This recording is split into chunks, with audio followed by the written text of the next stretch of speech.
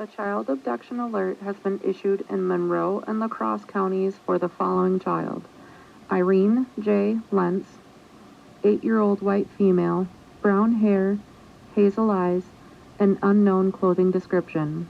Child is missing from Wautoma, Wisconsin. Vehicle was last seen in Monroe County near Sparta.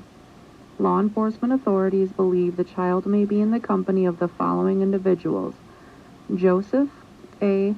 Nickpin Jr., 44-year-old white male, and Betty J. Lentz, 34-year-old white female. They may be traveling in a 2005 blue Buick Teresa van with Wisconsin license plate BCU3028. The vehicle was last seen heading westbound on I-90 near Sparta.